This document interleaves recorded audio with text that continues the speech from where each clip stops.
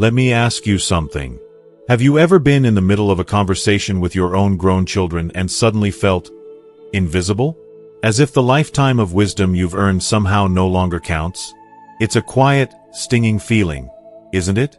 That feeling isn't just a fleeting moment of sadness. From what I've seen in my practice, it's often the first warning sign that the foundation of respect in your family is starting to crack. And here's the nightmare no one talks about. If left unchecked, it can lead to one of the deepest fears for any parent: becoming an emotional burden to the very people you love most. Your first instinct might be to get angry, to remind them of everything you've done. But as a family doctor who has sat with hundreds of families, I can tell you with certainty, reacting with anger will only push them further away.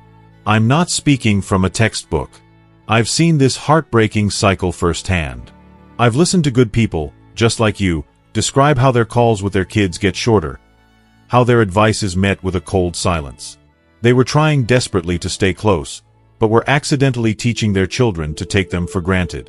But that cycle can, and must, be broken. In this video, we're going to walk through 6 simple, powerful shifts you can make. Not in them, but in yourself, to reclaim the dignity you deserve.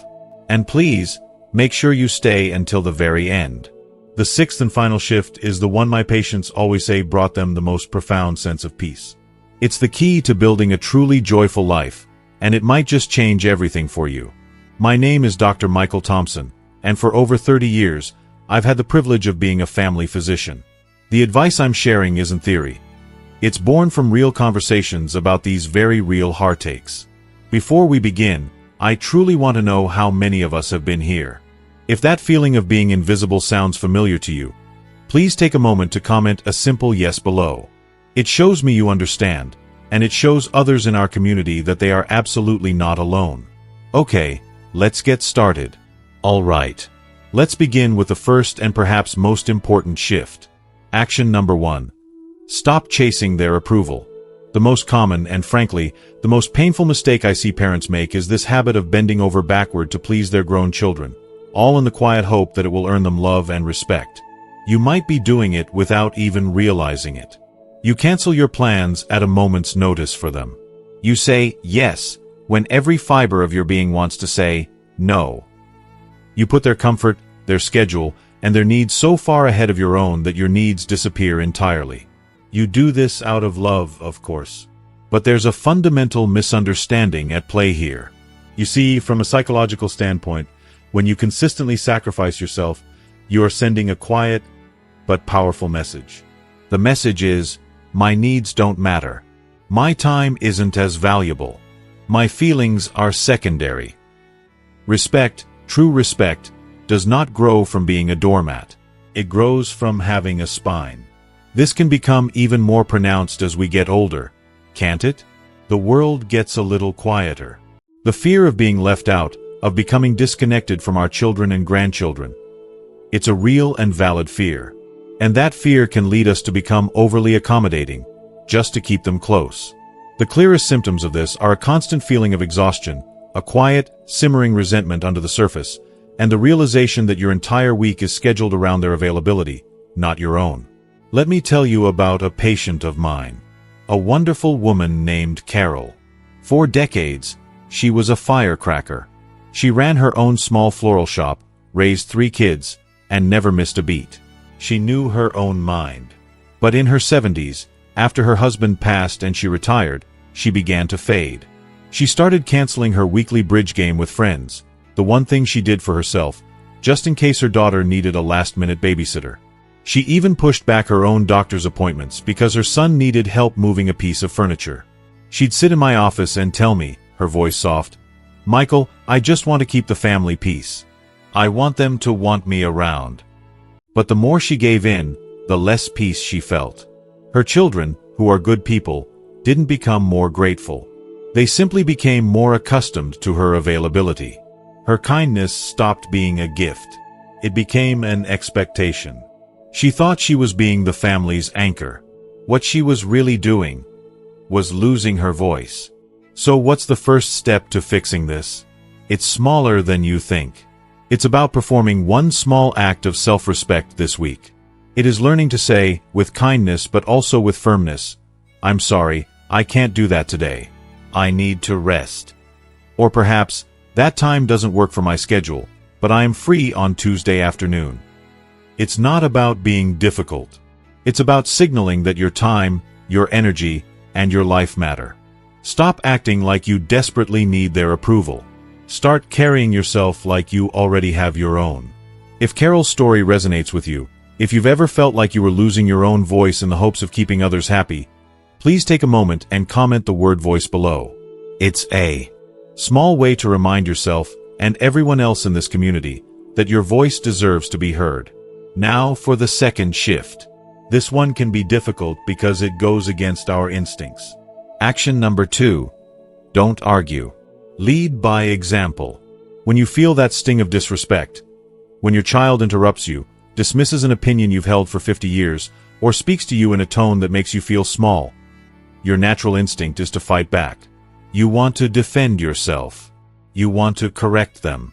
You want to prove that you are still wise, still relevant, and still their parent. Your mind wants to argue its case, to present evidence of why you deserve respect. But I am telling you, after decades of watching this dynamic play out, arguing is a battle you will never, ever win. The core reason for this is simple. Respect cannot be won in a debate. The very act of arguing puts you on their level. It signals that they have the power to rattle you, to pull you into an emotional storm. It proves to them that their words can control your feelings. True power, the kind that commands respect without saying a word, lies in calm. It lies in a quiet, unshakable dignity. As we age, our bodies might not be as quick as they once were, but our presence can become more powerful than ever. When you meet their emotional outburst with a steady calm, you are not being passive. You are demonstrating immense strength. You are showing them what emotional maturity truly looks like. The most common symptom of falling into this trap is replaying arguments in your head for hours, feeling that familiar churn of frustration and adrenaline, and a growing emotional distance from your child. I think of another patient, a gentleman named David. David was a high school principal for nearly 40 years. In his professional life, he was a master of commanding respect through quiet confidence.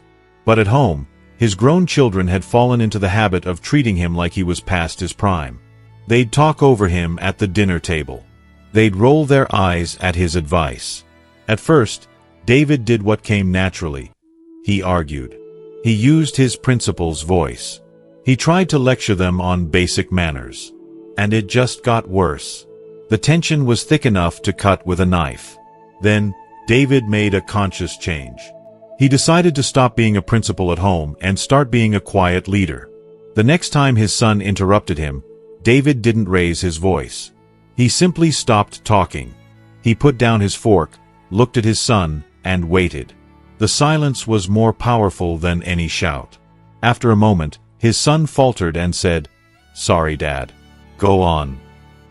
David had shown them what respect looks like, not with his words, but with his presence. So, here is your call to action.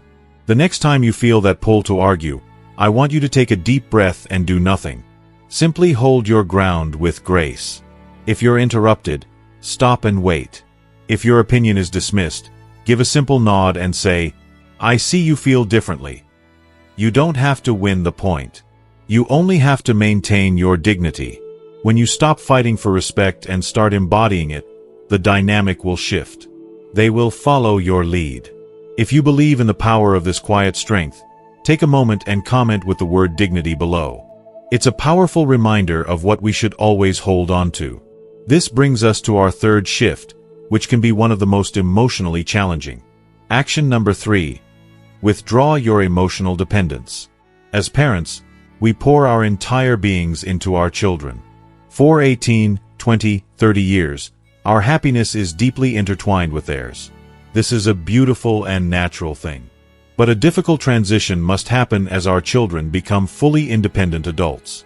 We cannot continue to make them the primary source of our emotional well-being and sense of purpose. The moment your grown child senses that you need their attention to feel happy, that you need their validation to feel worthy, the power dynamic in the relationship tilts in an unhealthy way. Here is the psychological truth.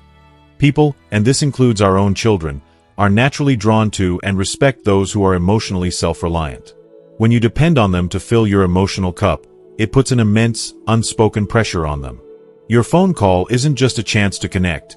It can feel like a demand for attention. A visit isn't just a visit. It can feel like an obligation they have to fulfill to keep you from feeling lonely. Instead of inspiring love, this dependence can inadvertently inspire guilt, irritation, and a desire to pull away. This becomes particularly acute as we age. When we retire, and our social circles sometimes shrink, it's all too easy to narrow our focus onto our children's lives, waiting for them to provide our entertainment and sense of meaning. The key symptom is a feeling of anxiety or sadness when you don't hear from them, as if your day's happiness is entirely dependent on that phone call. I remember a lovely patient named Susan. Her children were grown and lived in different states. Susan's entire week revolved around waiting for their Sunday calls. If they called, her week was wonderful. If they were busy and missed a week, she would feel a deep sense of loneliness and even a bit of despair. She would often call them, her voice filled with a longing that her children could surely feel. She'd say, "I was just sitting here, missing you so much." She meant it as an expression of love, but to her busy children, it felt like pressure. It made the calls feel like a chore. Then, on my advice, Susan did something brave. She stopped waiting.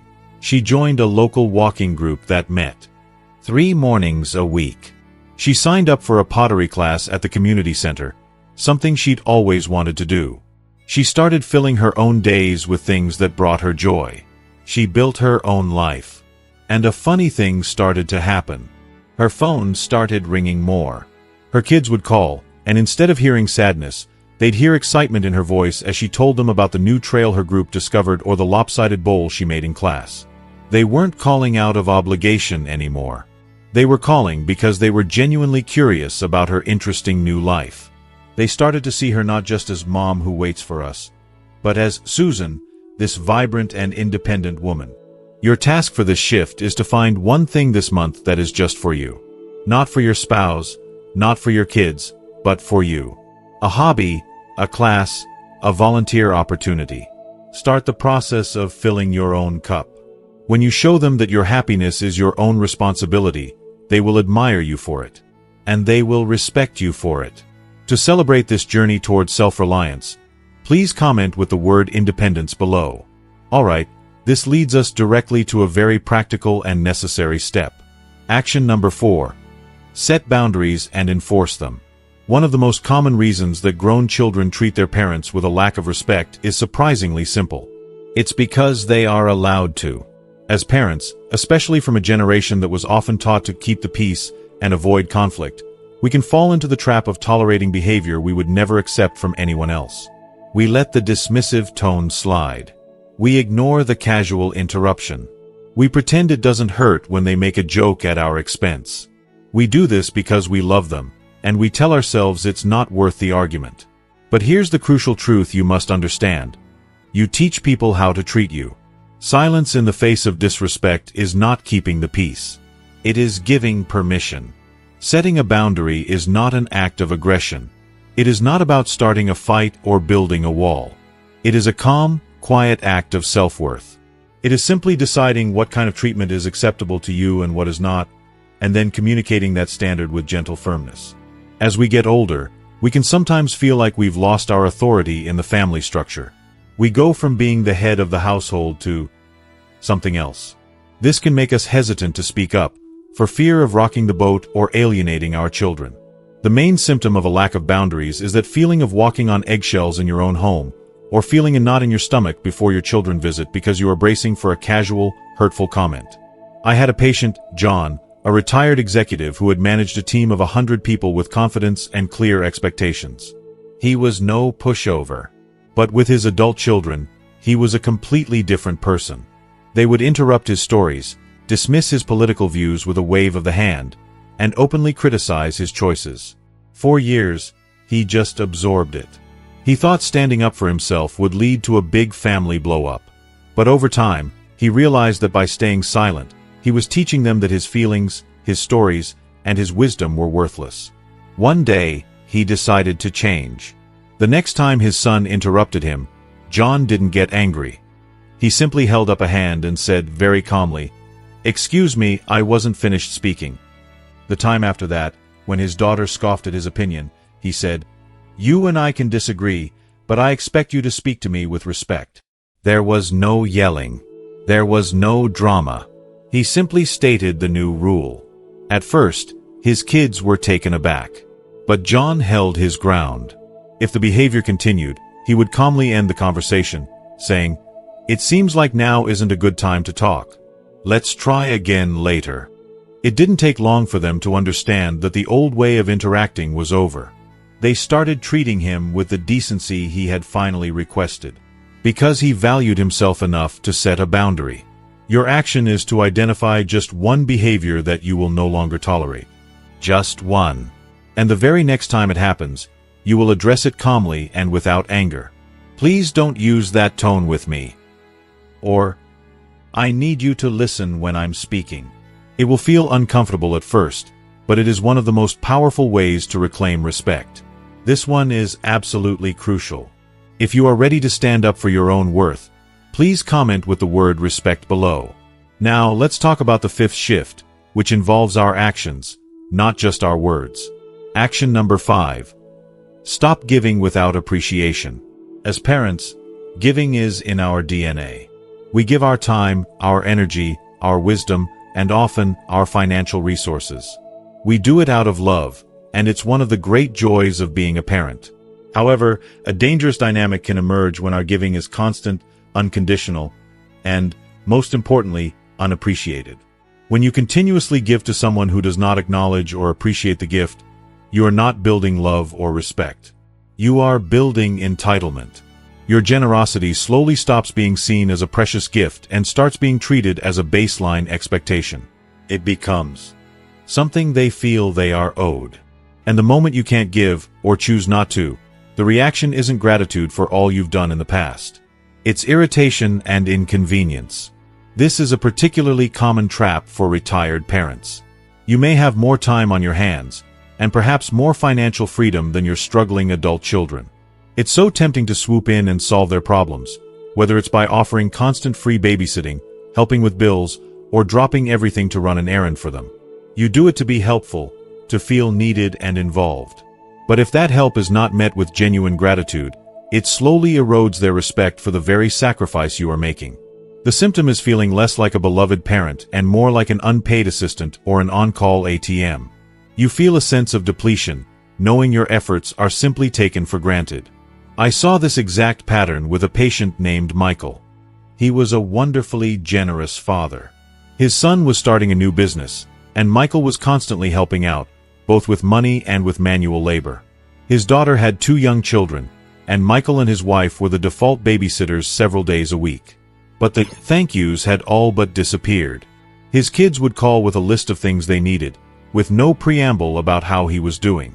The breaking point came when Michael had a minor health issue and needed help with his own yard work for a few weeks. Suddenly, his kids were too busy. They had grown so accustomed to him giving that they were flustered when he needed something in return. Michael and his wife made a change. They didn't cut their children off. They simply took a step back. The next time his daughter called needing a babysitter, instead of an automatic "yes," his wife said, "Let me check our calendar and get back to you." They stopped offering financial help before it was even requested. They began to treat their time and resources as valuable commodities. At first, the kids were confused, even a little frustrated. But then, a shift occurred. When they did help, their children started saying, "Thank you," again. They started appreciating the help because they realized it was a choice, not an obligation. Your action step is to take a small step back. Don't stop giving, but stop giving automatically. Wait to be asked. Let there be a moment where your generosity can be seen and appreciated as the gift it is. Teach them, gently, that your support is valuable. If you understand the importance of making your generosity valued, please comment with the word value below. This brings us to our final, and in many ways, most transformative action. Action number 6. Build a life outside of them. Of all the shifts we've talked about, this is the one that creates the most profound and lasting change.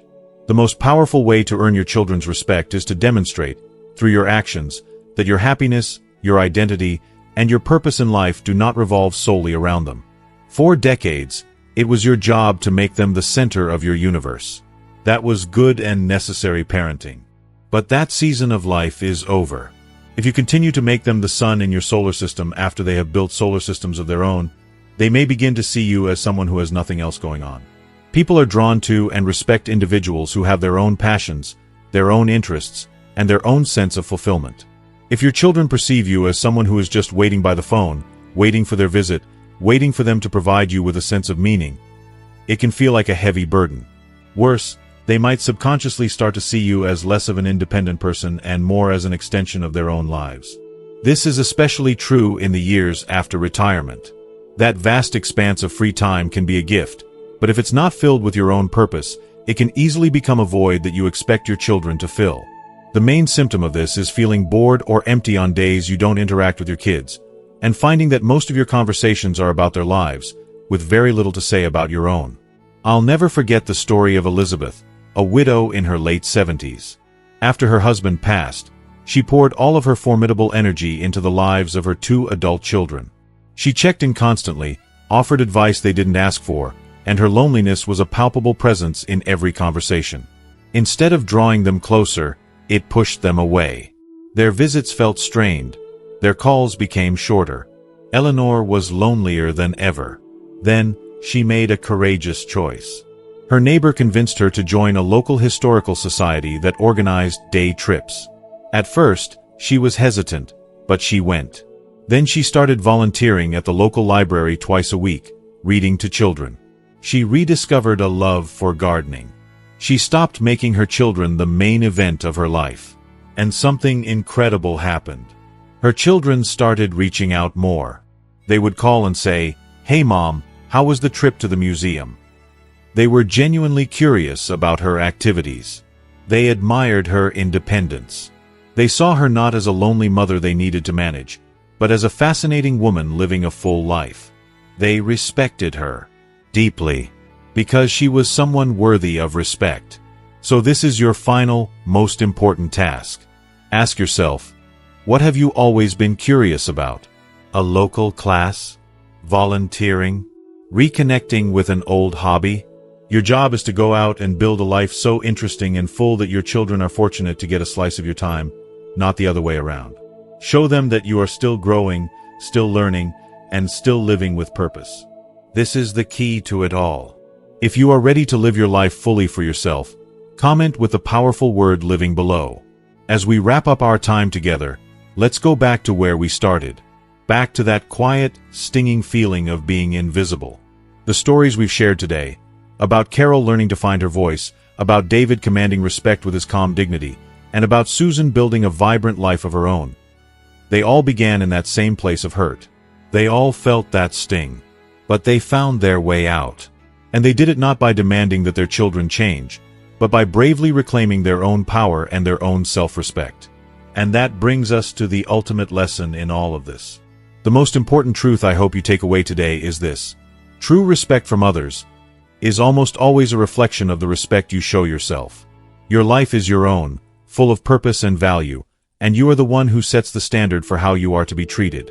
But knowledge is only powerful when we put it into action. So now, I have one important question for you. What is the one commitment you are making to yourself this week after watching this video? It doesn't have to be a grand gesture. It could be as simple as, I will say no just once, without feeling guilty. Or maybe it's, I will take 30 minutes for a walk that is just for me. Please, share your personal commitment in the comments below. Reading your promises inspires me, and more importantly, it will inspire someone else in this community to take their own first brave step. And if you found real value and encouragement in our time together, a simple like on this video helps this message reach others who might be feeling alone with this struggle. To make sure you don't miss our next conversation, please hit that subscribe button. It's more than just subscribing. It's joining a community of friends, all dedicated to living our golden years with dignity and with joy. Finally, think of one person in your life. A friend, a sibling, someone who needs to hear this message of hope today. Please share it with them. You could be giving them a wonderful and much-needed gift. Thank you for spending your time with me today. Remember, you are valued. You are important. And you deserve respect. I look forward to seeing you in our next video.